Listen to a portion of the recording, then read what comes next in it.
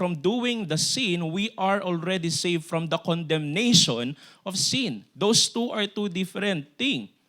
Kasi nga po tayo ay nandoon pa din sa lagay ng ating old nature.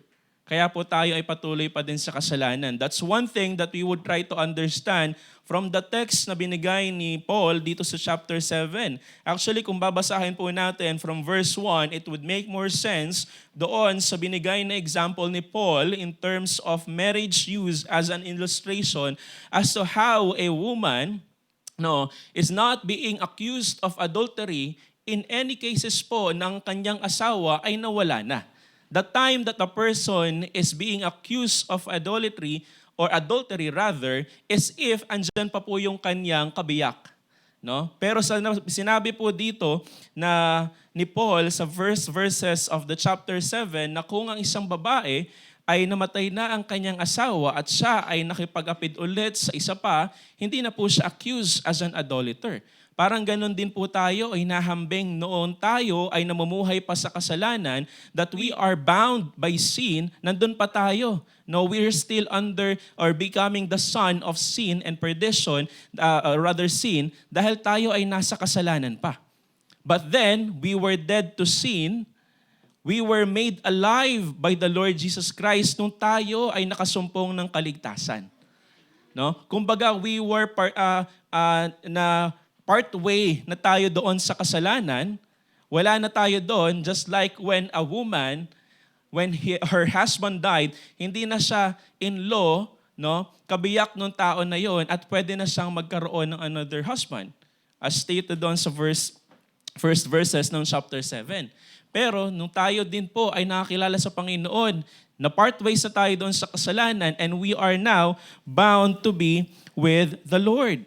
Kaya naman po nung tayo ay nakasumpong na ng kaligtasan, sabi sa verse 4, "Wherefore, my brethren, ye also are become dead to the law by the body of Christ, that ye should be married to another, even to him who is raised from the dead." Sino po ang tinutukoy dito? Si Jesus Christ. That we should bring forth fruit unto God. Kasi kung tayo po ay still part of the sin, wala po tayo mabunting maidudulot sa Panginoon. We cannot bring forth fruit unto God kung tayo ay patuloy pa rin doon sa pagiging anak ng kasalanan. You cannot serve God and mammon. Kaya we thank God, nung tayo po ay niligtas ng Panginoon, ang purpose na natin dito sa lupa is to bring forth fruit unto God.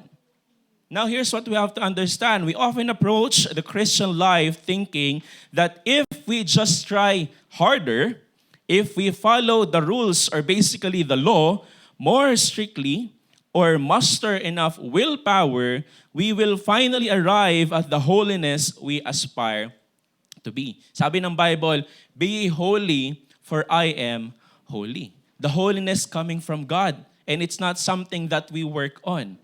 No? Kaya sabi din ng Panginoon, we are saved, but we are not working for the salvation. We are working on it because we already have the salvation. Ini-strengthen lang natin so that we can strive and fight the flesh that is within us.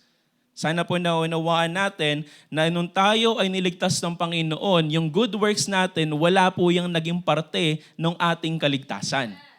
No? Even if we try harder, we strive to be better, that's good. I'm not saying na hindi mo kailangan maging mabuti. Right? We're being good because we are created unto good works. Niligtas tayo ng Panginoon hindi para magpatuloy sa kasalanan, kundi gumawa ng mabuti para sa kalooban ng Panginoon. Amen po? Now, created unto good works, that's why we should be reflecting on the things that we were doing and not highlighting on the good things that we're doing. Panginoon, ako po ay gumawa ng ganito. I've served God.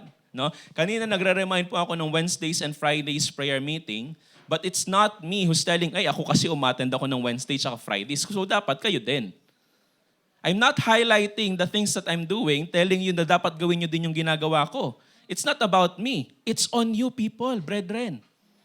Whether I am attending or not, whether our pastor is attending or not, you should be here kasi sarili nyo pong accountability yan sa Panginoon. Amen? Hindi po dahil, ay sinabi kasi ni Brother MC, nakakahiya naman kapag hindi pa rin ako umattend. Nakailang parinig na yan sa preaching eh. No? Yung mga preachers, parang nakakailang parinig na yan, Wednesday, Friday daw, tsaka nahiya na ako. Huwag ka pong mahiya sa amin, mahiya ka sa Panginoon. Right? Wala po kayong accountability sa tao. Right? That's why sabi ng Panginoon, even if we try harder, that's good. But then again, it's not part of the salvation. But Romans 7 exposes the painful reality that human effort alone is a dead end. Unfortunately, and sadly to say, people are still believing that good works and striving for good works is the way to salvation. Many still believe na kapag sila ay gumawa ng mabuti, they are pleasing God. The only way that we can please God is if we are with Him. Amen po. Marami pa rin pong tao ang naniniwala na kapag sila ay gumawa ng mabuti sa kanilang kapwa, may plus points po sila. Ako po ay nakikringe every time nakikita ko to sa social media. Plus points, minus points. Buti nga ngayon, medyo nabawasan na yung mga ganyang content ng mga content creator. Right? Hindi ko na masyadong nakikita. But last year, I think previous years, ang dami. No? They are creating content about heaven and hell because they are saying that they have minus points and plus points of what they are doing dito sa lupa. But then again, sabi po dito sa chapter 7, ito po si Paul ang nagsasalita dito, ha? You can only compare yourself to Paul. Now, Paul is being completely honest about how torn he feels in verses 19 to 25. That's actually why, yun po yung mga point natin. We'll try to drill down on those verses later on. Now, he describes doing the very things he hates as if inside him is fighting a war against his good intentions. That there is a battle going on inside him. It is because of the old nature and the new nature that he has. No? Kaya sabi nga, is the law bad? No? Sabi niya hindi. Now, it is exhausting, desperately cry, sabi niya po doon sa last verses 24 and 25, "O wretched man that I am."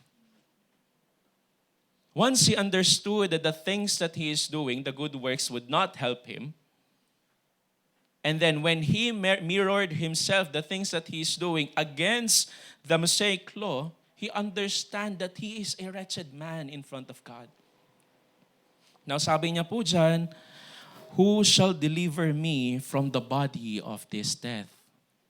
Good thing po, hindi rin natapos doon yung statement ni Paul kasi meron pa po siya doon sa verse 25. Later on po, pag-aralan din natin. No? But we need to understand the real issue here. This isn't just about breaking a bad habit. Understanding the law, understanding what's good and right, this is not just about an issue on ano ba yung dapat tapusin at hindi. It's about our relationship with God.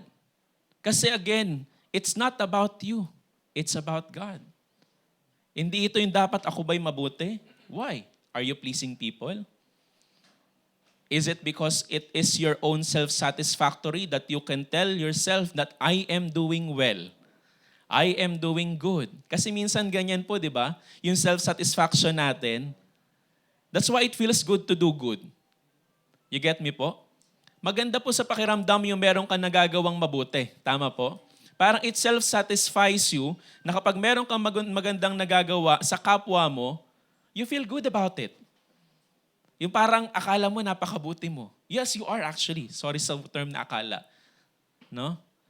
But then again, the purpose why you are doing it is the question.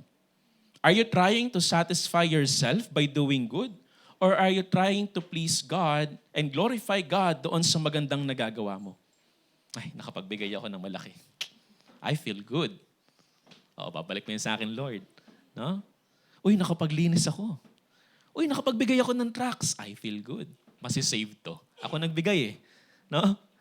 It is a self-satisfaction, self-gratitude ang ginagawa po natin. No?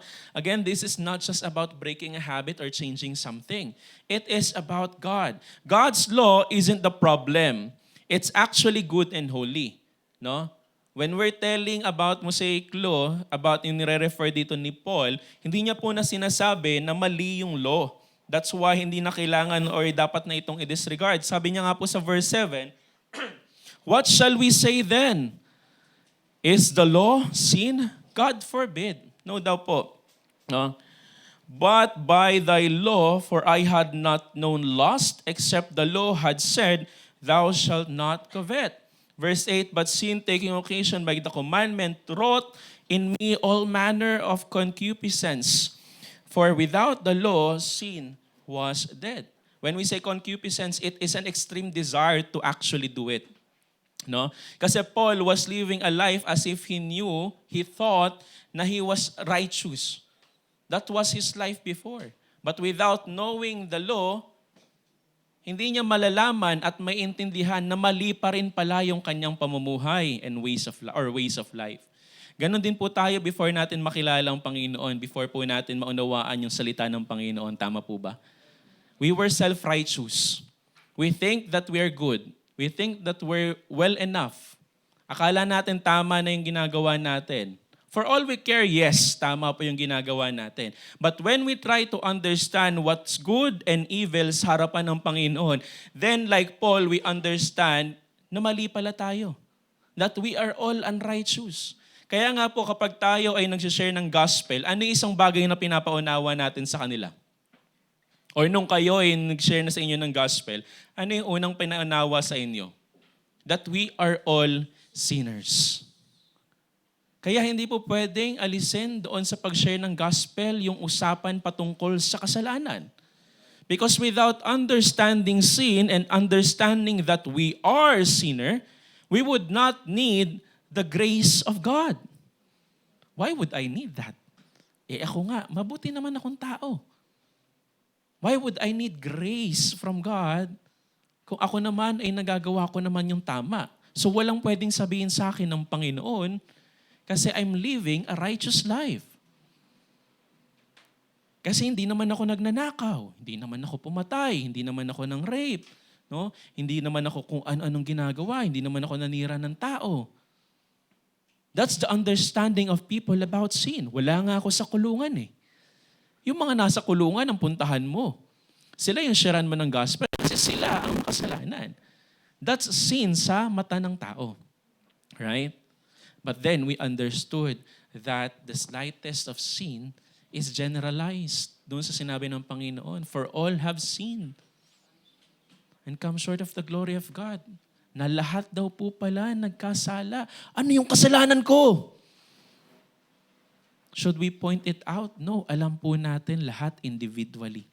Without even specifically telling you ano yung kasalanan mo, if you would reflect on yourself, alam mo yung mga bagay na hindi mo ginawa. At alam mo yung mga bagay na dapat mong ginawa na hindi mo ginawa. Just like stated dito sa verse 15, yung sinabi niya po dito, na for that which I do, I allow not. Yung mga ginagawa ko, hindi ko to gusto eh. No? For what I would, that do I not. Kung ano yung mga dapat kong ginagawa, yun yung hindi ko ginagawa. But what I hate, that I do. Ay yung mga bagay na kinakasuklaman ko kasi alam kong mali ito. I know that whenever I'm doing this, I'm not pleasing God. That's why ang kasalanan ginagawa ng patago. Amen po? Hindi ko lang alam kung paano nyo gagawin yung kasalanan ng harap-harapan. No? Kaya nga po may sinatawag na backstabbing. Kasi hindi mo kayang gawin yung masamang bagay sa kapwa mo ng harap-harapan. Ewan ko na lamang po kung gano'n na lamang po kakapal ang ating mukha to actually do that. But then we know that whenever we sin, people may not see you, but God sees what you're doing. Not everyone would know your thoughts, but God knows what's running sa utak po natin. Amen po? Even right now, mga kapatid, you are inside a church, but God knows who are exactly is here. God knows who are physically here, but mentally and spiritually not here inside the church. Amen po? Alam ng Panginoon kung sino yung pumunta lang dito para lang makapunta ng simbahan at masabing nagsimba. for the sake of being present physically. But spiritually, you are far, very, very far away from this church. You don't even care what the message is about. Ano pong title natin? Nakasulat po ba? Ay, wala. Diba? Pero paglabas po ninyo, pag tinanong ko, anong title ng message kanina? Ay, wait lang. Nasa notes ko yun eh. Tapos di pa nag-notes, no? That's how far we are from the service, from the church sometimes. But God knows your heart, brethren. God knows your heart. Even I am, whenever someone's preaching here, you can feel that. No? If there's the work of the Holy Spirit when someone's preaching and sharing the gospel, if you truly are Christian and reads the Bible and has an intimate relationship with the Lord, you know when someone is preaching with the Holy Spirit, guidance of the Holy Spirit or not. That's why we have to filter every time that we listen to the preaching. That's why you have your Bibles open with you, kapatid. Because you don't just take everything that the preacher is saying in the pulpit. You should know what's right and wrong as well. The preachers are not perfect. We are still continuously learning. And we praise God that whenever we preach, we also learn. And it's the same for everyone. No? Hindi po tayo basta take lang ng take ng preaching. Kung sino lang yung tumayo dyan, whatever he says, amen lang tayo. Right? We have to discern better. Discernment is coming from the Lord. Alam niyo po ba yon?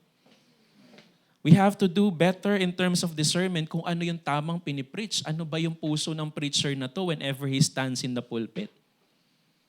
That's why it's very important for a preacher that before he preach, he fix his heart with the Lord. Right? This is also preaching for us preacher, no? That whenever we preach, before we stand in the pulpit and open the Bible, we pray to God, Lord, use me. Use me only as a mouthpiece.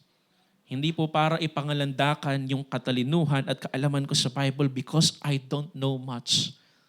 I've been preaching for, how many years na tayo, Brother Eugene, nagpipreach? Sabay tayo nag-start, no? Parang 10 years, 15 years na nata, no? Ganun na katagal.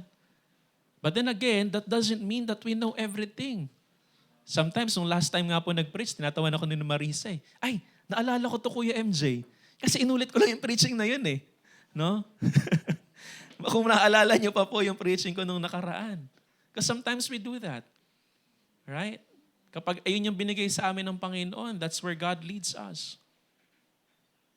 No matter the seniority, no, ng isang preacher, may pagpapala po dyan. But it doesn't also mean that you just take everything without any filters because you know when the preaching is right and wrong. Amen po. Ayan, nag-ingat na kayo ngayon mag-amen. No? Now, saan na ba tayo? It's actually good, holy. The problem is that when we try to reach God by just following a list of rules, we only prove how weak we are without ever getting the strength we need to actually change. Sometimes, we are trying to follow a certain rule of a certain entity or an organization. Tama po? Kunwari, papasok na lang tayo sa isang school or sa isang classroom. Sa classroom may batas. Hindi po. No? But there are certain rules na binibigay sa atin, nililist down, parang anong tawag doon? House rules na kailangan nating sundan. Nakalatag na yan minsan sa harap kung ano yung mga dapat mong gagawin na kapag when someone's talking in front, bawal kang magsalita. When you're going outside, you need to ask for permission. When you're going back to those times nung inyong buhay, have you always been, following strictly on the rules? Di ba nga minsan kapag nakalagay dyan yung rules, mas natitrigger kang wag sundin. Nilagay, wag maingay, pero hindi mo mapigilan yung bibig mo. Right? Ikaw yung laging nandun sa noisy list because when a rule or a standard is set, that is bound, no, na hindi sundin ng tao. That's why andyan yung rule kasi alam nilang people are not actually doing it and it's causing trouble. Tama po? Kaya may batas din po tayo. Sinabi sa rule, sinabi doon nakaplaka na. No right turn on a red light. Pero ikaw makulit ka. No? Kahit naka-red light, nakita mong parang pwede naman kumanan, kakanan ka pa din. No? May taxi po ako na ganyan, nasakyan. No? Sabi niya, "Sir, baka pwede mo naman dagdagan yung rate, yung tag nito, yung metro." "Bakit po?"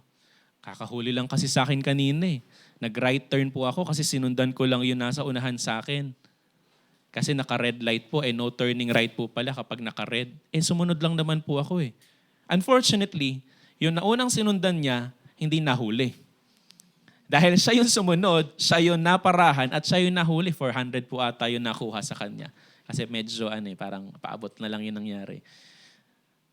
Kasalanan ko pa po ngayon na nag-turn right ka, hindi naman ako yung pasahero mo nun. Pero binigay na lang natin ng konti. Hindi ko naman binigay yung buong 400, no, para maging ako na bumuhay ng pamilya niya. Hindi naman po. But we try to help out lang din. But what I mean is that sometimes when a law or a standard is set, that is when people are bound to disobey. Sinabi ni Moses, no, na huwag kayo sumunod, mag-antay lang kayo. Pagbaba niya, nakita niya yung mga Israelites build their own gods. This is after seeing the works of God directly, ha? Sa atin po, is God work in our life obvious? It is. Yung araw-araw na puno ng pagpapala, wouldn't that make you make sense that God is actually true? But then, even if the work of God manifests in our life, obviously, clearly, andun pa din po yung flesh natin desiring to deviate from the law of God and how God wants us to live. Now, let's try to realize why you sin. Hindi ko lang to sis nalagay dyan, pero sundan mo na ako. This is still part of our, of our introduction. Give me just a few minutes po. Mabilis lang naman itong sermon for this morning. Now, let's realize why you sin. What is all the fight about? Now, first is under this, is Christians sin because we inherited a sinful nature. Let's open Romans 5:12. Pakitulungan na lang ako sis. Romans 5:12, 1 Corinthians 15:45 to 49. But let's start with Romans 5:12. Wherefore, as by one man's sin entered into the world, and death by sin, and so death passed on all men, for that all have sinned. Alam naman po natin yung tinutukoy dito. Lahat na po tayo, because of that one man's sin entered into the world. Diyan po nagsimula ang kasalanan sa kanila Adam and Eve. Hanggang ngayon po, we are partakers of that sin. Kaya nga po tinatawag na tayo, even before we are born, we are already sinful. Kasi we inherited the sin. Tayo po ay makasalanan. Pero hindi naman po dyan tinapos ng Panginoon. 1 Corinthians, of course, 15:45 to 49. And so it is written, the first man, Adam, was made a living soul, and last Adam was made a quickening spirit. Howbeit that was not first which is spiritual, but that which is natural, and afterward that which is spiritual. The first man is of the earth, earthly. The second man is the Lord from heaven. And as the earthly, such as they also that are earthy pala. And as is the heavenly, such as they are also that are heavenly. 49, last one. And as we have borne the image of the earthy, we shall also bear the image of the heavenly. Nung tayo po ay nagkasala, ang tao po ay nagkasala, we are the earthy, but then there cometh the heavenly, which is the Lord Jesus Christ, then we shall also bear the image of the heavenly. I thank God for that, no? Nung tayo ay tao na nagkasala, we are the earthy. Tayo po ay makamundo. But then God manifested in the flesh, separated us from sin. When we were dead in sin, binuhay niya po tayo at nagkaroon tayo ng buhay na walang hanggan. That's why we now bear the image of the heavenly, which is the Lord Jesus Christ. No? Christians, again, we have inherited the sin. So it is natural for a man na tayo po ay magkasala. No? And then secondly, Christians sin because our old nature is attracted to sin. Yan po yung gusto ng laman. No, the old nature. That is on James 1:13 and 14.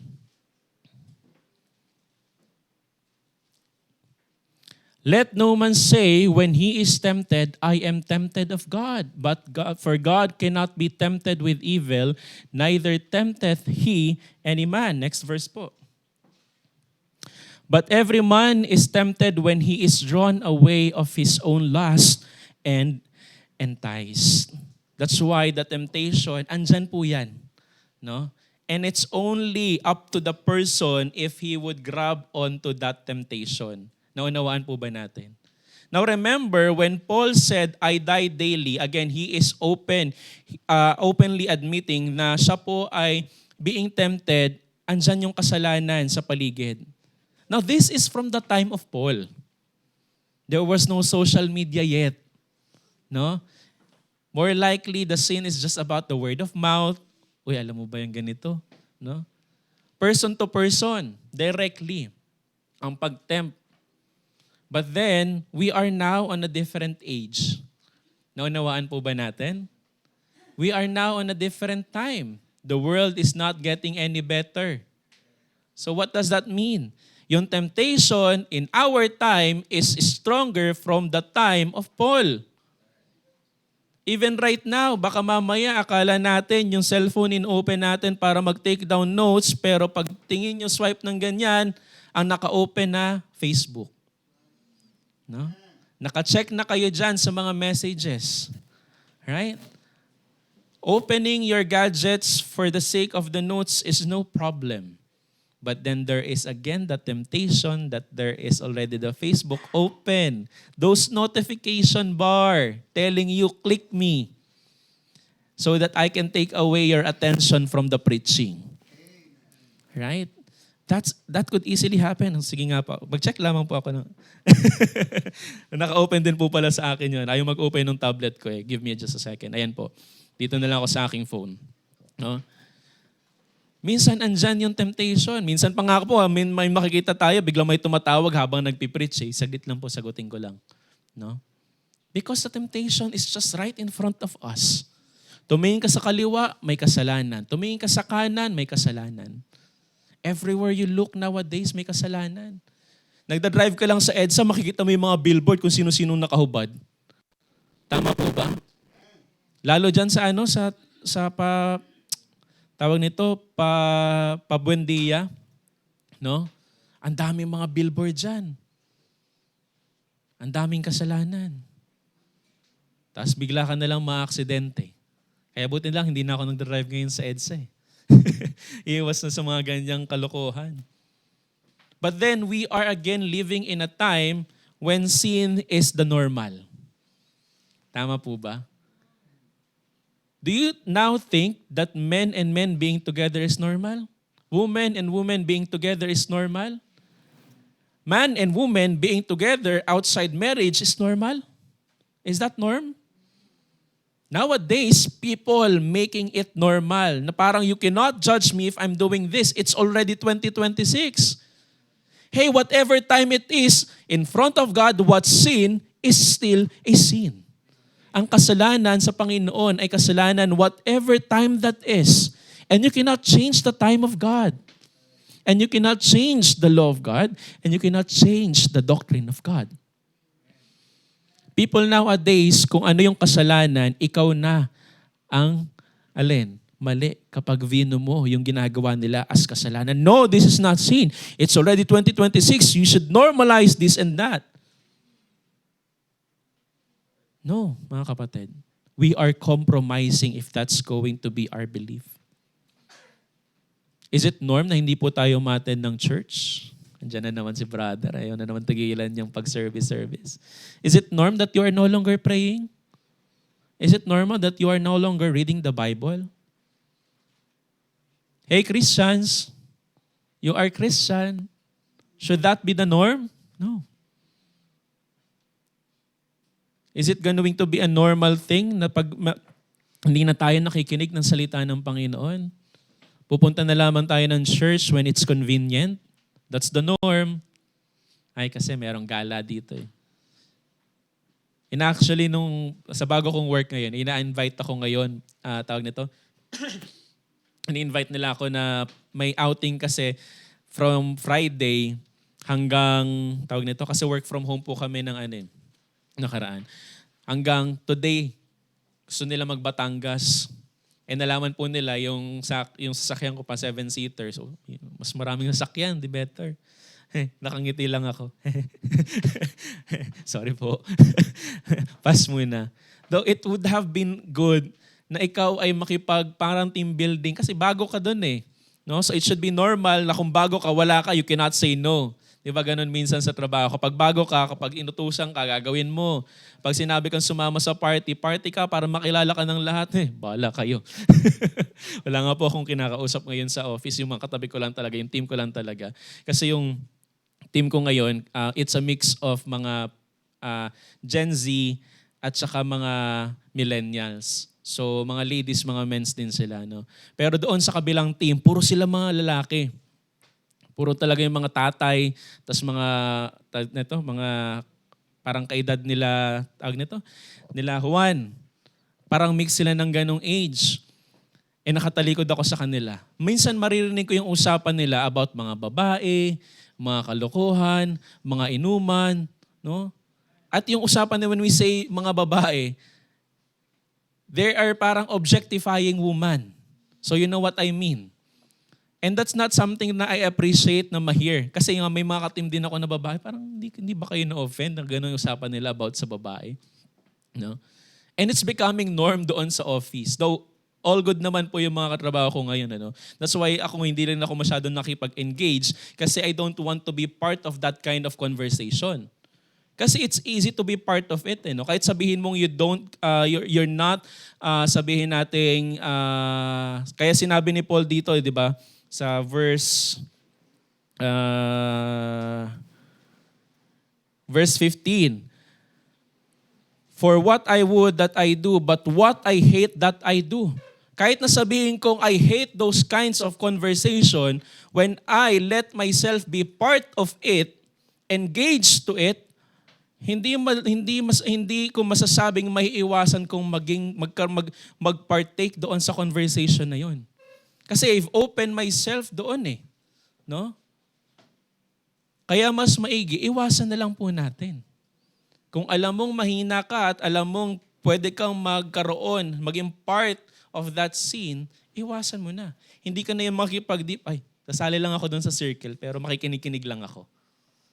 Maya-maya, ikaw na yung nangunguna doon sa kalokohan. Tama po ba? Sa inuman, sige, upo lang ako, makikipagkwentuhan lang ako sa inyo. Hindi mo alam, inaabot na sa'yo yung baso. Umiinom ka na din. Right? Do not put yourself in a situation that Satan could easily tempt you. Because he can.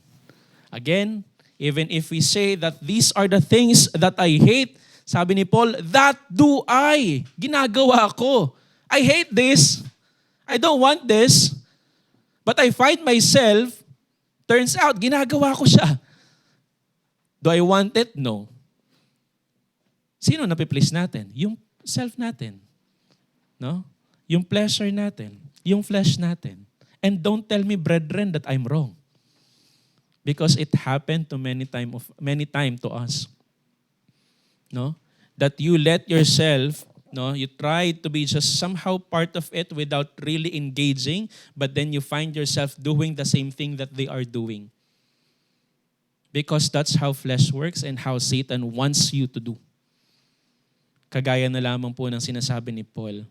Then again, sabi po dito, Romans 7:14-25, yun po yung nabasa natin. Sin is always attractive to your old nature and we enjoy it. But it is again deadly. Hebrews 11:24-25. Hebrews 11, by faith Moses, when he was come to years, refused to be called the son of Pharaoh's daughter, choosing rather to suffer affliction with the people of God than to enjoy pleasure of sin for a season. He would have rather, no, get that, sabihin nating,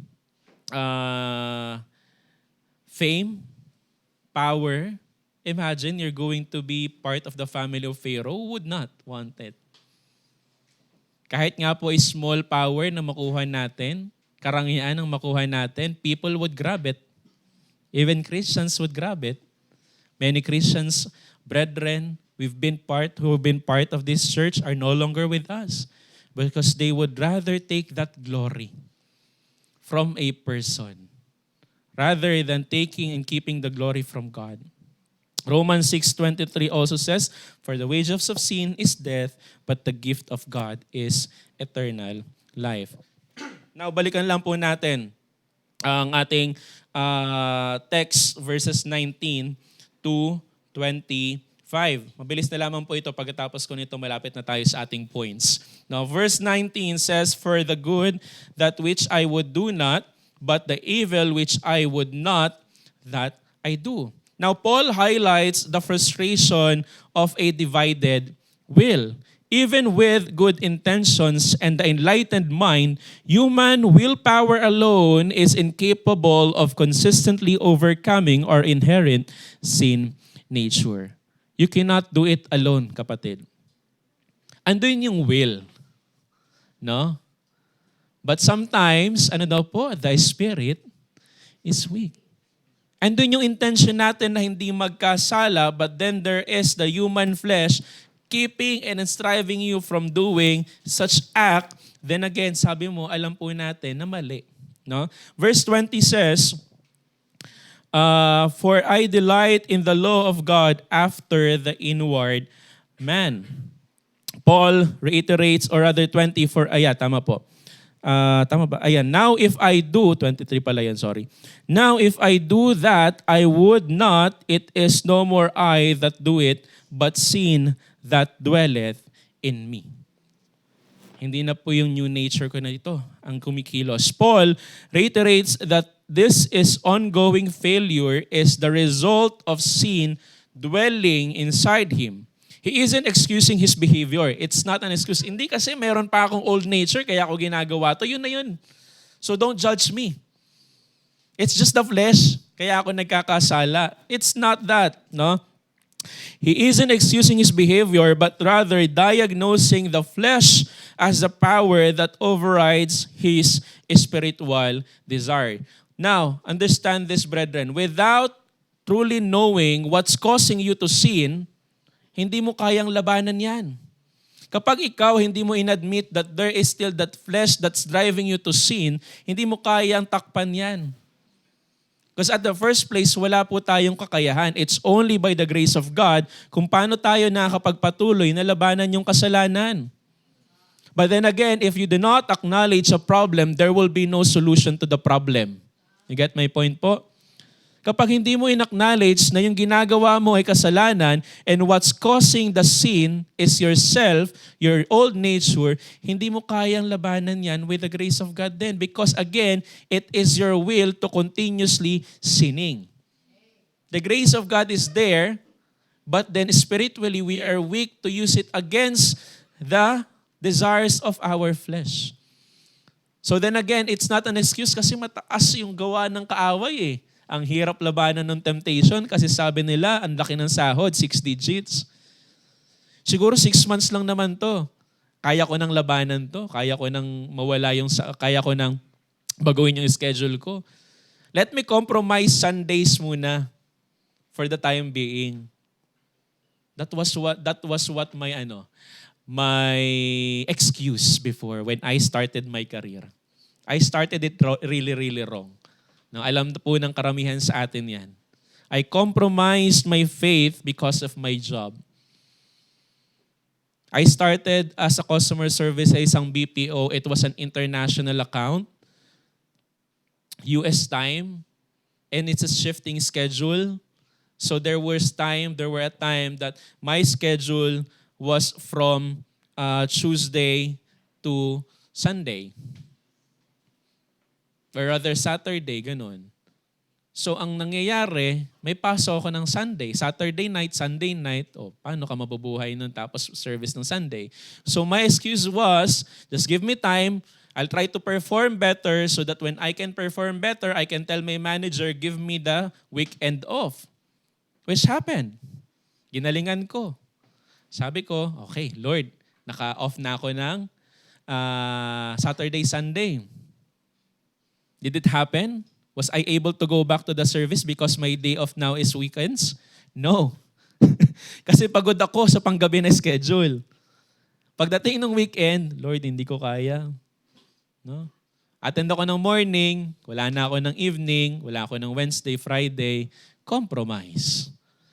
My excuse was, kailangan ko kasing kumita, kailangan ko pong magtrabaho. So we're trying to give an excuse doon sa kasalanan. Is it making sense po, people, brethren? We're trying to make an excuse, telling ourselves that what we're doing is okay because we have to do something. We have to compromise a little bit. But then, Paul is not saying this. He's not stating this to make an excuse. But then again, he's saying this as a reflection of what's the truth about. Ito yung katotohanan eh. So I am acknowledging na yung flesh ko, yung kalaban ko. Now, if I acknowledge na ito yung kalaban ko, then I have to do something about it. Kapatid, hanggat hindi mo inaamin na ikaw mismo, yung sarili mo, yung kalaban mo, it's not someone else, hindi mo kayang solusyonan yan. Hindi natin kayang solusyonan yan. Because again, the will is stronger than the spiritual thing. You tell people kasi inaaya kasi nila ako, hindi ako makasay no.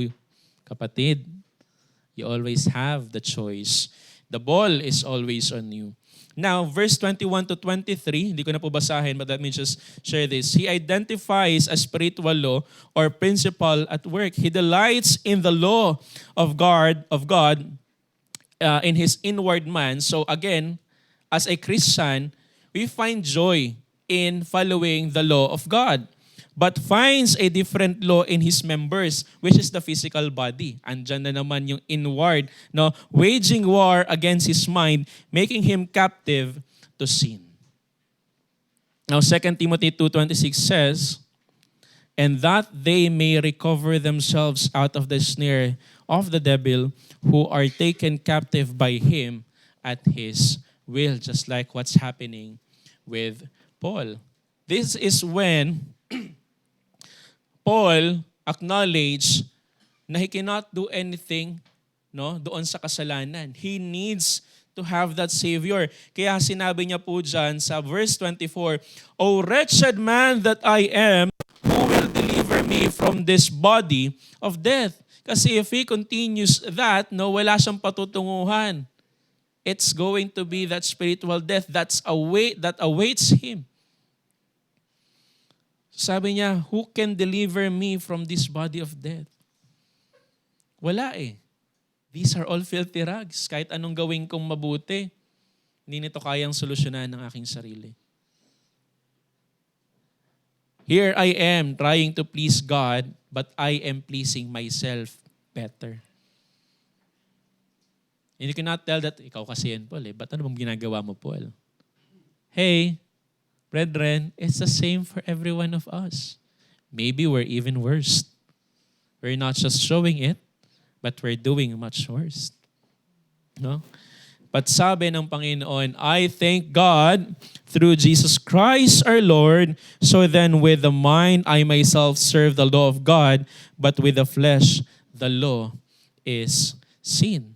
This is not telling that the law is sin, but then again, it is the law that telling you what is good and evil. Sabi niya po, I thank God through Jesus Christ our Lord. Now, deliverance does not come from trying harder, okay? But from looking to Christ while the battle with the flesh remains during the earthly lives. Kasi hindi naman po, again, tayo na-separate or masa-separate so long as we are still here in the earth. Ultimate victory, grace, and forgiveness are secured only through Jesus Christ. Now, the chapter doesn't end in defeat. No, it's not all about the sin. It's not all about the flesh. No, it's not all about the war. Paul pivots from wretchedness to a shout of victory. That is when he stated, I thank God through Jesus Christ our Lord. Para pong ito yung sinabi dyan sa verse 23 ng chapter 6, na for the wages of sin is death, na ang cause or ang result ng kasalanan ay kamatayan. But then again, it did not end there. But the gift of God is eternal life through the Lord Jesus Christ. Amen po. Now today, we're going to explore why we are no longer debtors to flesh. We're going to look at what it means to be delivered from the power of the law that condemns us. Because again, it's no longer just about the sin. It is about what delivered us and what is our deliverance. And how we are invited into a new life-giving marriage to Christ. It is a transition from an exhaustion of the oldness of the letter to the freedom of the newness of the Spirit. Because we thank God that from the old nature, there is still that new nature that we're trying and striving to use for the glorification of God. We are no longer stuck in the bondage of sin para manatili doon sa old nature. We have to strengthen the new nature. Therefore, brethren, we are debtors not to the flesh, but to live after the flesh. Now, 3 things that I'd like to share this morning. I've shared a lot of things already, but please bear with me. Amen po? Andiyan pa po ba kayo? Mabilis na lamang po ito pag nung naano ko na yung tawag nito, yung iba, siguro mga 10 minutes na lamang po tayo. Now, first one is, of course, the intentions, of course, versus the action. The first one is the deception of desire. Because again, we are being deceived of what we desire. Now, our intentions are often good. Tama naman minsan yung kagustuhan natin. We delight in the law of God in our inward. That's like what was stated doon sa verse 22. But the law alone offers no power to heal the lateral lameness or moral insufficiency. Yung pag-follow doon sa law that was previously given, kasi we are no longer under or subject to law, we now are under the grace of God, Jesus. That's what we have to understand. But then again, if that's still what we follow, it has no power doon sa pagiging weak natin as a person to get that salvation. Now, Galatians 2:16 says, knowing that a man is not justified by the works of the law, but by the faith of Jesus Christ. Even we have believed in Jesus Christ that we might be justified by the faith of Christ and not by the law. Not by the works of the law, for by the works of the law shall no flesh, be justified. That's why we are no longer offering the same offerings that was being done in the Old Testament. Yung mga bulls and all that. Yung mga fresh, nakalimutan ko types of animals na ino-offer nila before. And now, we can freely pray direct to God. We are no longer subject to that tabernacle na certain people lang yung pwedeng pumasok. Because again, the deception is that do good, you can reach God. No, it's not that. We are no longer under the law or subject to the law, but we are now subject to the grace of God. And things have become easier for us today. But we are now, unfortunately, living in a more challenging times against sin. What happens is that yung sin na meron tayo, binuhay natin, binubuhay natin, at bubuhayan natin, they are all paid by the blood of God. Yung righteousness na meron po natin is no longer the righteousness that we work on. It is the righteousness that is imparted to us by the suffering of the Lord Jesus Christ at the cross of Calvary. Aren't you thankful? No. Do you not appreciate that work of the Lord? A God manifested in the flesh so that He could be crucified at the cross of Calvary and be the sacrificial lamb para doon sa atin na mga makasalanan. And then we say, God, masakit po kasi yung ulo ko. God, may ganito po kasi. So, pass po muna sa service. It may happen, But the question is, how do you feel whenever you do that?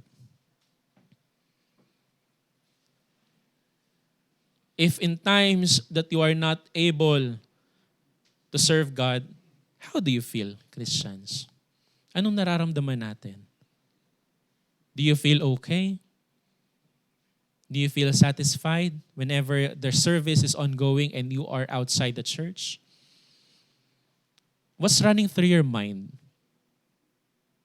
I'll let you ask yourself that question this morning. Whenever you are outside the church and you know na merong gawain sa loob ng simbahan, how do you feel? Do you not feel left out? Do you not feel that something's lacking? Because there are times that I'm also not within the church, no? Minsan may nakakamiss out din po ako ng service. I'm not saying na hindi ako nakamiss out ng service, that's why I'm preaching this. No. There are many times also that I was not able to get to church because of some certain reasons. And you would have all your reasons as well. But when that happens, the question is, what's running through your mind? Are you that happy and satisfied? Ay, nakakawala ako ng Sunday morning. First time to, nakagala ako ng Sunday morning. So nandito ako ngayon, pupunta ako dito, somewhere that, I'm doing this and that. And I'm very satisfied. If on that time of service, wala ka sa Panginoon and you don't feel the need to actually still be there even without really the capability of being there, yung puso mo, if you are not being subject to the Holy Spirit na kailangan nandun ako susunod, I feel sorry that I'm not there. No? If the Holy Spirit is not working in your hearts, maybe you should question, bakit hindi ako nakakaramdam ng lungkot? Bakit hindi ako nakakaramdam ng guilt na wala ako sa simbahan? Because I know I should be there. Because that's my commitment sa Panginoon. If you don't feel, no, yung work of the Holy Spirit trying to grieve you. I remember before, nung sinabi ko po, that I'm not able to get to church because of the compromise sa work na ginagawa ko. Uwi po ako ng 9:00 from work kasi ang out ko is 8:00. Babiyahe ako, tapos dyan na kami nakatira sa Crestview. So babiyahe ako pa uwi. Ay, hindi, nag-start pa, sa Kogyo pa po kami nakauwi. Nasa jeep ako babiyahe pa ganun.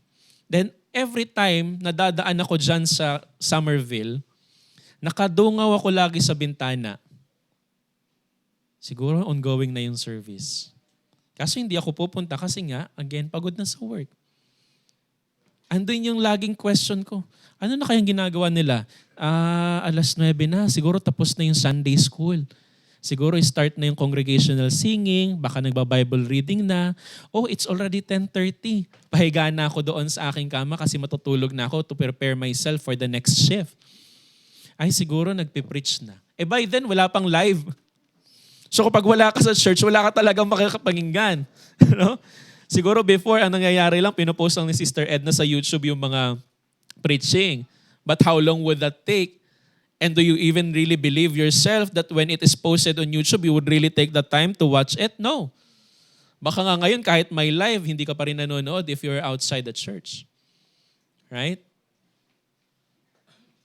Grabe ka naman, Brad.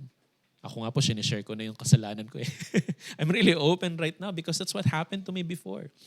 Dadaan ako dyan, nakadunga ako sa bintana. I'm thinking of what's happening inside the church. Because the Holy Spirit is grieving me that you should not be there, but you should be inside the church. That's for you if you are a real Christian. You should know where you are at in times of service. Hindi po nandito ka na sa simbahan pero sobrang excited ka pang matapos yung service kasi gusto mo nang umuwi. Kailangan ko pang dumaan ng mall. No? Kasi kikitain ko pa si ganito, si ganyan. Right? That's again, kapatid, the flesh that's waging war. Or was there really a war at the first place? That's a question. You should ask yourself. Kasi pag walang war na nangyayari, ibig sabihin, it's really just the flesh. There was no Holy Spirit at the first place. Kapag walang waging war against your flesh and the Spirit, all you do is to follow the flesh. Kapag walang waging war, ay nako kapatid, questionin natin yan. Mag-reflect tayo, do we really have the Holy Spirit that should wage the war against the flesh? That's the question. No? Maganda sana kung walang waging war, kung talagang yung Holy Spirit yung nangunguna no? Yung tipong pagising mo sa umaga, wala nang question, pupunta ako ng church. Babangon ako, magbabasa ako, magpipray ako, then I go to church. Wala nang hindi yung pagising natin kaninang umaga, ay, sisimba ba ako? No? Kagabi pa nga lang po, nagpe-prepare na ako nung sermon ko. Sabi ko, ang sakit naman nito. Iba talaga pag pag ang pinipreach is about the flesh because it's really true. Amen po. It's really just the reality of Christian. Wala pong ligtas kahit kami yung preacher. Binabasa ko pa lamang tong na result ko na parang, okay, sorry po Lord. No? Kasi at the first place, ako na naman to No, it's not really just about you people, brethren. First, it was about me. Baka nga kaya ako nalagay ito kasi ako talaga yung gumawa nito no? Naluluha-luha na nga ako ngayon kasi baka mamaya parang talagang tama. No? Andyan talaga tunay yung salita ng Panginoon. It hurts but it's the truth. And we thank God that it hurts. Because again, andun yung wage of the Spirit and the flesh. I thank God kasi nandun yung Spirit, hindi lang siya talagang flesh. There's a waging war inside me. No? But if they're at the first place, waging war, maybe it's just really the flesh that's leading you. That's why whenever you're outside the church or whenever at the very general you're not serving God, there's no Holy Spirit grieving inside you. Kasi at the first place, wala yung Holy Spirit sa'yo. What does that mean? Wala sa'yo ang Panginoon. Amen po. The inward delight we feel is genuine.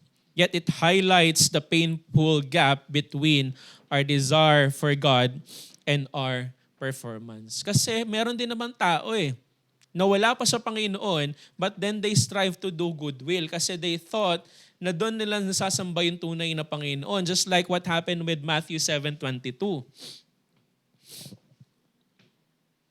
Ito po yung nagsabi na many will say to me in that day, Lord, Lord, have we not prophesied in thy name, and in thy name have cast out devils, and in thy name done many wonderful works? Because they thought that this is what they have to do.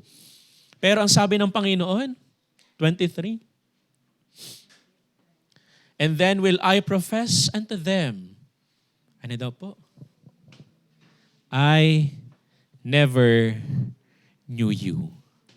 Depart from me, ye that work iniquity. Imagine, ano daw po yung ginagawa niya sa verse 22? Balik natin. Anong ginawa niya? Prophesy thy name, and in thy name cast out devils, and have done many wonderful works. Pero ano daw po sa harapan ng Panginoon sa 23? Balik lang tayo ng 23. Ye that work, ano daw po? Iniquity. Imagine that. Naalala ko lang, professing themselves to be wise, they become fools because they thought that they're doing the right thing. They were smart in doing things para sa kanilang sarili. But then, sa harapan ng Panginoon, these are all a work of iniquity. These are all filthy rags. Nakakalungkot naman po, kasi andun na yung desire. But then that's how the Satan tries to deceive people. That's why maraming mga kulto ngayon telling lies to people on what they should do to inherit the kingdom of God. But then turns out that these are the deceitfulness of the enemy. Alam ko po may mga relatives, mahal sa buhay pa po tayo, na patuloy pa rin po doon sa dati, sa kinamulatan nilang simbahan. Tama po? Meron pa rin po tayong mga pinagpipray na hanggang ngayon sumasamba sa santo. Tama po? May mga relatives pa din tayo. Kung wala na po at nasharean mo na at nadala mo na talaga sa Panginoon, praise God. Pero there are many of us, baka mamaya asawa mo pa, kapatid mo, magulang mo, Hindi ba minsan pag nakikita natin sila sumasamba doon, nakakalungkot at nakakakaba na baka mamaya, what if talagang hindi siya umabot, hindi talaga tama yung faith niya at hindi natin sila makasama sa langit. Because continuously, the devil is still deceiving them into thinking that what they're doing is the right thing to get to heaven. That's why mga brethren, wag po natin tigilan sa panalangin kasi tayo po yung light that should shine before them. The law, when viewed as a rule-based system, provides no life-giving power to bridge the gap or heal our moral insufficiency.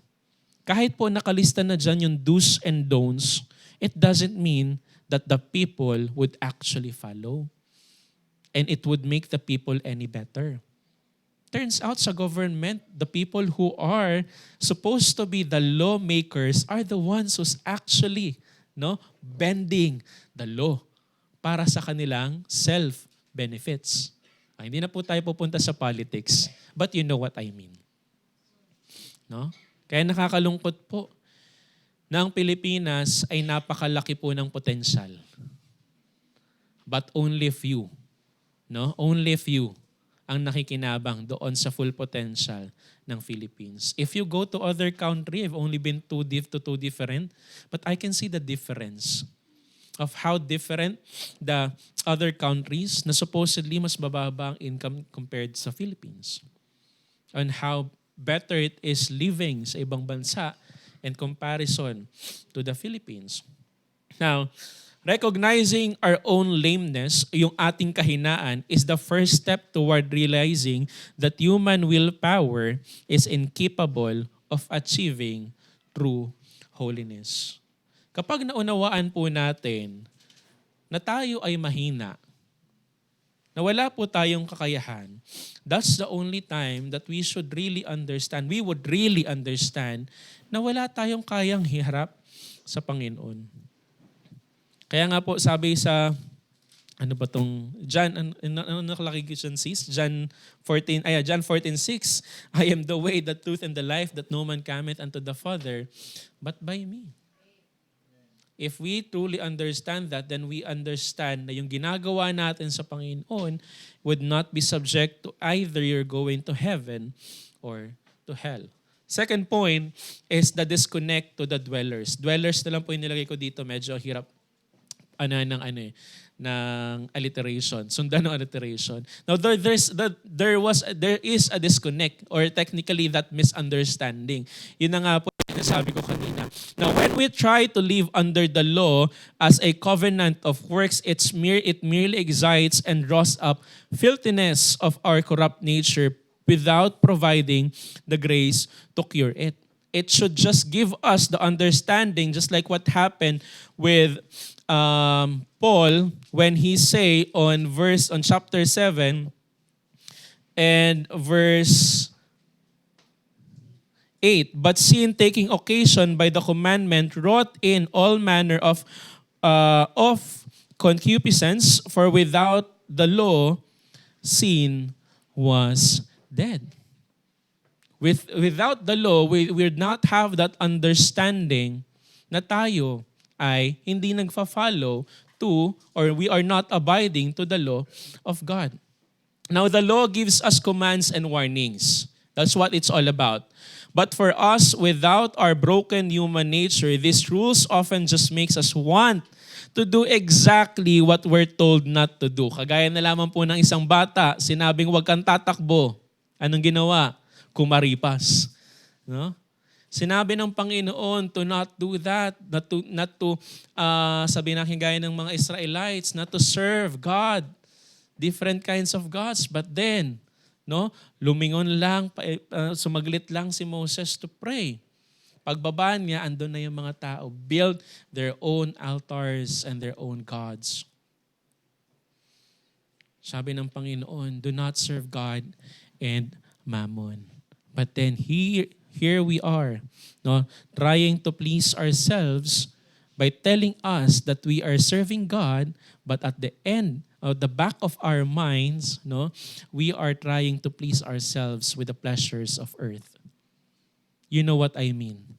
Hindi ko kailangan expound to mga kapatid. Amen po? Alam niyo po ang pinakaibig sabihin. Kahit nga po tapusin ko na yung preaching ngayon dito, alam niyo na po ang pinakakahulugan ng mensahe. Amen po? Kasi alam niyo po yung kasalanan ninyo. Alam ko yung kasalanan ko. No? Alam ko kung ano yung nagbibigay ng pleasure doon sa flesh ko at meron din nagbibigay ng pleasure sa flesh ninyo. We all have our own different battle.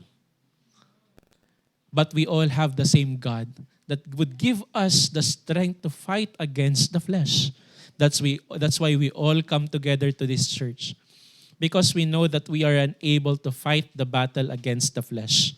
And it's only the Word of God that could suffice the need for that. Salita lamang po ng Panginoon yung kasagutan. I praise God kapag may mga tao na nababago yung buhay nung sila ay nakakilala sa Panginoon. Marami na po tayong mga testimonies, not just random testimonies coming from the pastors who would not have thought na gagamitin sila ng Panginoon to share the gospel and to actually build a church. Because the life that they've lived before Christ is something na hindi mo iisipin na gagamitin ng Panginoon, just like with Paul, who's chastising Christians turns out to be a Christian also that would bring people to Christ. And it would have took him just the word of God to tell him na sa akin ka. Ang dami po nating mga testimony. Even your own testimony should be suffice to tell people na this is my life before, but this is now the life that I have with Christ. Kasi tunay po ang testimony ng Panginoon sa buhay ng bawat isa sa atin. Amen po. Do you still remember the joy of your salvation? No, I always ask that. But then again, it's for you to reminisce and think back of when you got saved. Romans 7:8, but sin, taking occasion, sa yung sinabi po kanina, like bright light on a messy room. Again, the law, it doesn't clean the room. It just tells you kung ano yung fault. Right? It just reveals how dirty things really are. The law exposes our hidden struggles without actually having the power to clean the mess. The law is there to tell you what's right and wrong. But then, again, the rule or the law doesn't make you better. Kasi again, it is the power or the battle between will and the spirit. Sabi po sa Romans 3:20, therefore, by the deeds of the law, there shall no flesh be justified in His sight. Ulitin ko po, by the deeds, yung gawa ng law, pagsunod doon sa batas, there shall no flesh be justified in His sight. Yung pagsunod po doon would not justify you sa harapan ng Panginoon, for by the law is only the knowledge of sin. Ito po yung pagkaalam natin nung kasalanan. Naunawaan po natin. This is not the answer to change and free us from the sin. Sabi nga po blessed are they that have not seen yet believe. Hindi po natin nakita physically pero naniwala po tayo. Now we have already the wisdom. We have the knowledge. What are we going to do with the knowledge of the good and evil? Kasi pwedeng alam mo yung masama, pero gagawin mo pa din. Tama po ba? Kasi minsan nga, yung masama, anong sabi nila? Yun daw pa yung masarap. That is what's giving you the, pleasure. Boring daw kasi kapag tama Boring daw kasi kapag sumusunod ka doon sa law. Dapat cool kid ako. Kailangan ako yung medyo parang pasaway. O di, diyan ka. Wala namang pipilit sa'yo. Would it make you look better sa Panginoon kapag ganyan ang buhay natin? To man, yes. Kasi you're different, you're cool. But to the Lord, what actually matters ay hindi po. This reaction shows that trying to change ourselves simply by following a list of rules is technically ineffective. It proves the moral behavior isn't the same as having truly transformed heart. People can tell you like, okay, he's following the rule, but within your heart, you know that you are not. No? Titus 3:5 says, not by works of righteousness which we have done, but according to ano daw po, His mercy, He saved us. By the washing of the regeneration and renewing of the Holy Ghost. God or Jesus Christ did not pick you. Ay, ito kasi, si Kenneth, mabait kasi to, save ko nga to.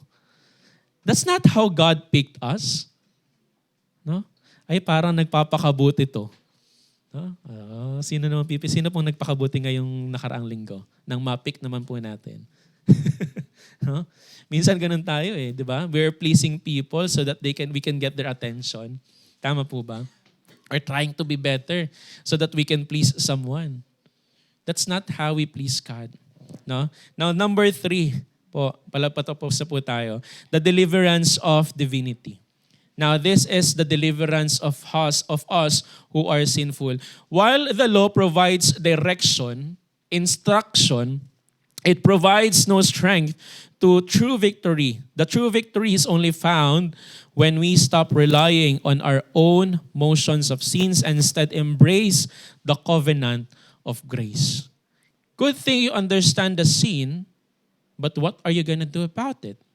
We have to embrace the covenant or the promise of grace, which promises both strength to obey and the pardon to forgive. It is only by the grace of God na ang isang Kristiyano ay nakapagpatuloy po doon sa kanyang mabuting gawa. Again, who created you unto good works? Is it yourself? No. It is the Lord who created us unto good works when we accepted Him as our Savior. Now, sabi po 2 Timothy 1:19, who had saved us not according to our works, but according to His own purpose and grace. So it is the will of the Lord that should be followed and manifest sa buhay ng Kristiyano when he tries to do good works. Tama po na sumunod ka dyan. But if that's not how God wants you to live, kasi iba-iba po sa atin ang instruction ng Panginoon. That's why may parts of the body, di ba, dinescribe ang church. So saan ka nabibilang? Hindi mo po pwedeng ipagpilitan din yung sarili mo sa isang ministry. I thank God nga po, no? I've shared this many times that most or maybe all the ministries that I've had, I did not ask it to our pastor or to our God. I did not even sometimes pray for it. But turns out just God is putting me on the ministry. That's really what happens to the ministries that I have today. I remember nung ako po ay nagsimula sa young people as a leader, I did not even choose this. I was not even active by then. Bigla na lang ako sinabihan, uy, umattend ka na daw ng mga Sunday school, tawag nito, ng Young People Fellowship kasi assistant leader ka na daw sa isang group. Ha? Tingnan ko umattend, paano ko naging assistant leader? Ang leader pa nun si Brother Ryan. Di ako naman po, hindi naman sana pilitan lang. Di umattend na din po ako. But turns out that's how God started working in me. Putting me little by little doon sa mga ministry. I am now part of this choir today not because I asked Pastor Alvin, I want to be part of the choir.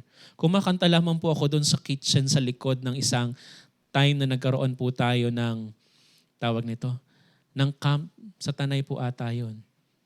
Kami po ay joyfully singing lang ni Brother Jason, doon sa likod. Every time na may congregational singing. Sinabi lang niya, kung mag-bass ka nga, di ako nung kumanta ng bass. Narinig pala ni Pastor Alvin. Hindi na po tinigilan hanggang maging part na ng choir. And I thank God, hanggang ngayon po ay nakakaawit pa rin sa Panginoon. Amen po. Alam niyo po ang boses ko, hindi po talaga ako pang singer kagaya ng kapatid ko. Kaya nga po hindi ko makompleto yung welcome song tsaka yung ligaya ng buhay. No? But then, God put me on the ministry. So wala, kanta po tayo para sa Panginoon. Amen po. Many times panghihinaan po tayo doon sa ministry na pinagkatiwala sa atin ng Panginoon. We feel weak. We feel like we don't deserve to serve God. Just like how I feel like sometimes preaching the gospel, I don't deserve to be in this pulpit preaching the word of God because at the first place, ako yung makasalanan. Right? But then God gives us the grace to stand and to do His work. It was not because I was following certain rules. It was not because I was following certain law. It is only by the grace of God that I am able, that we are all able to continue in the ministry. He put us on the ministry. May it be giving. It doesn't matter if it's a ministry that's being viewed by other people. Maybe you're sitting there right now is already part of your ministry. Right? Being present, available sa gawain ng Panginoon is already your ministry. People don't need to know how much you are giving, but that's your ministry. You don't have to be part of the Saturday saturation to give tracts and to share the gospel, and that's your ministry. We all have our own calling. Amen po. Not every one of us needs to be a pastor. Some of us needs to be just the support of the pastor. Amen po. And that's well enough sa Panginoon kung doon ka po niya niligay. Kung magiging pastor ka, Brother Daryl, amen. Brother Juan, kung sino pang mga men nandyan sa likod, baka mamaya matuloy pang prayer talaga ni Sister Amy before na maging pastor's wife. hindi pa naman tapos, no? Marami pang pagkakataon at panahon para mangyari at gamitin ng Panginoon kung sino man sa atin. No? We'll never really know how God could work wonders doon sa mga tao by His grace. Because even Paul, you'll never know, no? It was Paul who's chastising, condemning Christians. Turns out, siya pa pala yung magdadala ng mga tao sa Panginoon. How good God is para gawin yun. Again, the law is just a mirror for us to identify what's sin and how broken we are sa harapan ng Panginoon. When we live under God's grace, He doesn't just give us the list of rules, He provides the real strength. Hindi lang niya sabihin, hoy, mali ka. Hoy, hindi mo dapat ginagawa yan. God gives you the strength so that you can turn away from that sin. And it's only by His grace na tayo ay magagawa yan. 2 Timothy 3:16-17.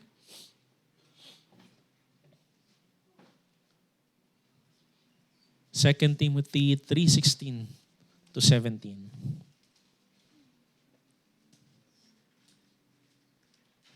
Ayan, all scripture is given by inspiration of God and is profitable for doctrine, for reproof, for correction, for instruction in righteousness. 17, that the man of God may be perfect, thoroughly furnished unto ano daw po? All good works. Thank God for the Bible.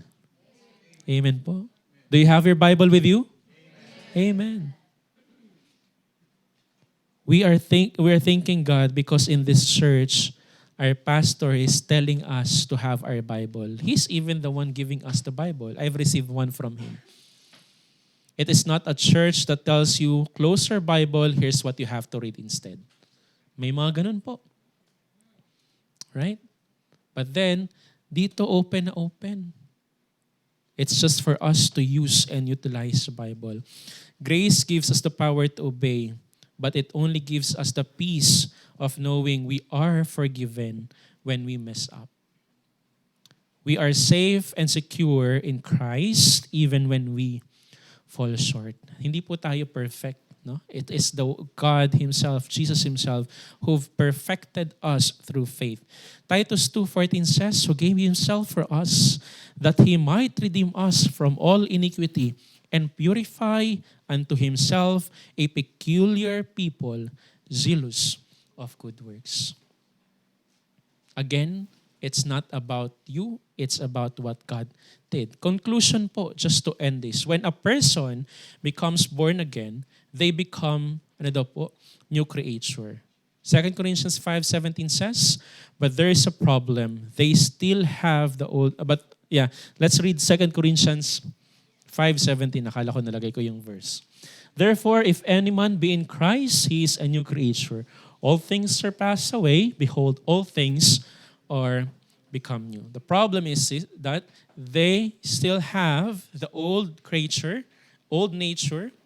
At Colossians 3:9-10 says, lie not to one another, seeing that ye have put off the old man with his deeds, and have put on a new man, which is renewed in the knowledge of the image of Him that created him. These two do not get along in the Christian's life. I hope that's something that we were able to establish this morning, that the old nature cannot dwell together with the old nature, or new nature cannot dwell together with the old nature, but instead at a war against each other. They each want to dominate your life. If we are battling today, praise God, because that means that there is a raging war against the Holy Spirit and the flesh, that it's not just about the flesh. You have the Holy Spirit with you. No? Dying to yourself, Romans 6:1-11, basahin niyo na lang po, is your biggest enemy. Again, yourself is your biggest enemy. You cannot pinpoint to someone else why you're doing sin. It's always our choice. And it's only by the grace of God that we could have an answer to that battle. Let's pray. Mahal namin Panginoon na nasa langit, kami po ay nagpapasalamat sa umagang ito. Marami pong salamat sa testimony ni Paul na siya mismo, Panginoon, is battling. He died daily, Panginoon, dahil sa araw-araw may kaaway, may kalaban. The old nature is trying to tempt us to fight against the new nature. We pray, O God, na sa bawat pagkakataon na kami po ay being tempted, andyan ka po sa aming tabi to give us grace that because we are unable to fight it on our own selves. Kailangan po namin, Panginoon, ng iyong biyaya upang makapagpatuloy sa iyong gawain. Kami po ay panghihinaan minsan, pero dalangin po namin na ang kalakasan po ay patuloy na manggaling lamang sa inyo. Kami po ay nag-acknowledge na aming kahinaan. Whatever we desire, Panginoon, it's not always about you. Sometimes it's fleshly and selfly desire. Ngunit patawarin niyo po kami, Panginoon, sa mga pagkakataon nagkakaroon kami ng ganitong puso. At iayos niyo po kami, Panginoon, according to your will. Tulungan niyo po kami, Panginoon, na imulat ang aming mata upang buksan ito sa ikaayon at ikalulugod ninyo, Panginoon. Sa bawat pagkakataon na kami po ay nakakagawa ng mabuti, huwag niyo pong hayaan na ang sarili po namin ang aming itaas, kundi ibalik po namin ang glory sa inyo, Panginoon. Dahil wala po kaming kakayahan at lahat ng ito ay nanggaling lamang sa inyo. Let us truly acknowledge your presence sa aming buhay sa araw-araw, Panginoon. So that in times of battle, alam din po namin na sa iyo kami lalapit at hihingi ng kalakasan. Lalo sa pagkakataong ito na nanghihina ang aming pastor physically. But we know that he is strong spiritually, Panginoon. May you use us, brethren, the people of this church, upang maging encouragement sa kanya, Panginoon, at hindi pa maging kasama sa burden. Tulungan niyo po ang bawat isa sa amin na magpakatatag, Panginoon, sa iyong salita. Alam po namin na hindi po madali, but only by your grace we are able to do so. Strengthen our faith, Panginoon, so that in every ministry na pinagkatiwala at pinagkaloob niyo po sa amin ay amin pong magampanan ng tamang aming puso, not trying to please and get the acknowledgement of another person, but to only get the acknowledgement from you, O God. Marami pong salamat sa pagkakataon na pinagkakatiwalaan niyo po kami. Marami pong salamat sa biyaya, provision, at lalo tigit sa lahat sa kaligtasan na meron po kami, Panginoon. Ang lahat pong ito ay binabalik namin sa inyo sa matamis at makapangyarihang pangalan ni Jesus. Amen.